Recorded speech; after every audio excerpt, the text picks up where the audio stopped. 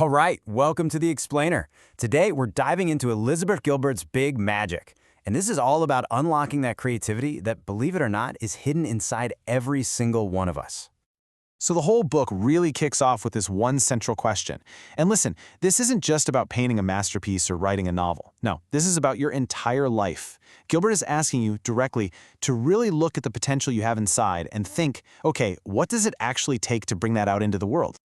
So where do we even begin this journey? Well, it all starts with this simple idea. There are incredible things inside you right now, just waiting to be found. But, like any good adventure story, every great treasure has a guardian. And in our story, it's a dragon.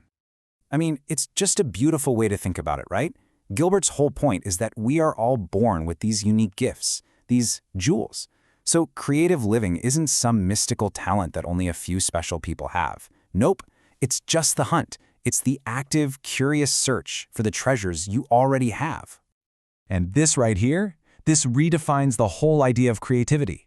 It's not about becoming famous or being a professional artist. It's way simpler. It's just a choice. Gilbert tells this awesome story about her friend who decided to take up figure skating at 40. Not to go to the Olympics or anything, but just because she was curious, just for the pure joy of it. That, she says, is a creative life. Okay, so if we've all got these treasures inside us, and the hunt sounds pretty great, what's stopping us? What's the problem? Well, it's one massive, fire-breathing obstacle: fear. Think of it as the dragon guarding the treasure, and its number one job, to make sure you never, ever even start looking for it. And this is what that fear sounds like, right? These bullets, they're all those little voices in your head.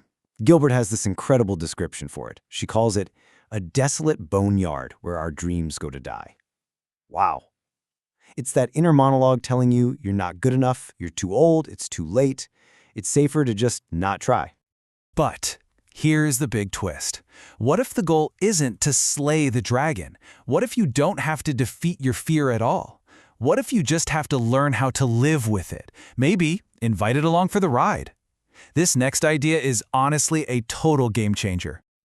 So Gilbert makes this really important distinction. Creativity is not about being fearless.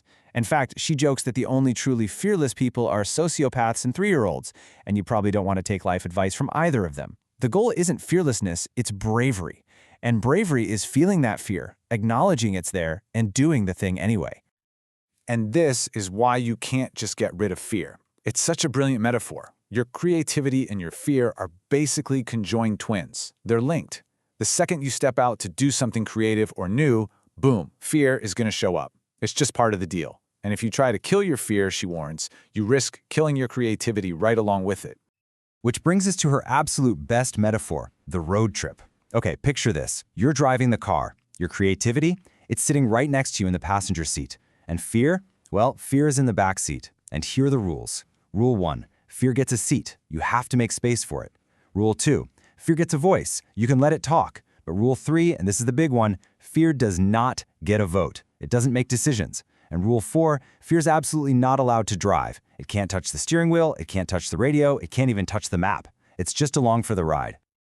Okay, so once you've told fear to buckle up in the back, you've suddenly created all this space for the magic to happen. And this is where we get into Gilbert's really enchanted, kind of mystical view of how inspiration actually works. All right, you gotta stay with me on this one, because this is where the big magic part really comes in. Gilbert's theory is that ideas aren't actually ours. She thinks of them as these little energetic life forms just floating around the universe, and they're looking for a partner. They're looking for a human collaborator who is open and willing to help bring them into the world. And she has this unbelievable story to back it up. So she gets this idea for a novel about the Amazon. She loves it, she researches it, she's all in. But then, life happens. A crisis hits and she has to put the book on a shelf for a couple of years. When she finally comes back to it, nothing.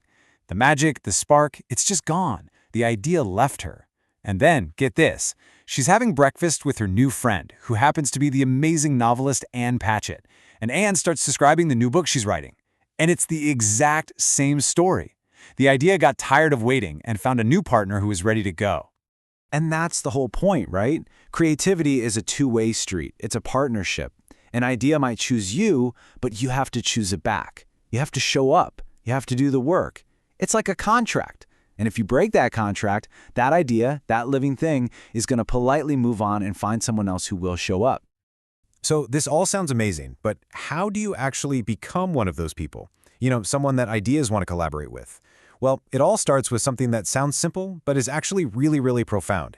It starts with giving yourself permission. Gilbert points out that making things, it's not some fancy modern hobby. It's baked into who we are as humans. Get this, the earliest human art we've found is about 40,000 years old. And agriculture, that's only about 10,000 years old. So for 30,000 years, we as a species decided it was more important to make art than it was to figure out how to reliably grow food. That's incredible. It is literally in our DNA. And this, right here, is maybe the biggest takeaway of the whole book. You have to stop waiting. Stop waiting for a degree, or for some expert to tell you you're good enough, or for the perfect time. You do not need anyone's permission to live a creative life. You just don't. So consider this your permission slip. Seriously, right here, right now, you are fully accredited. The only person's permission you ever actually needed was your own. So go on, give it to yourself. And just like that, we are right back where we started. We know the universe has buried these incredible jewels inside of you. We know that fear belongs in the back seat, and you now officially have your permission slip. So, the only question left is, when are you going to start the hunt?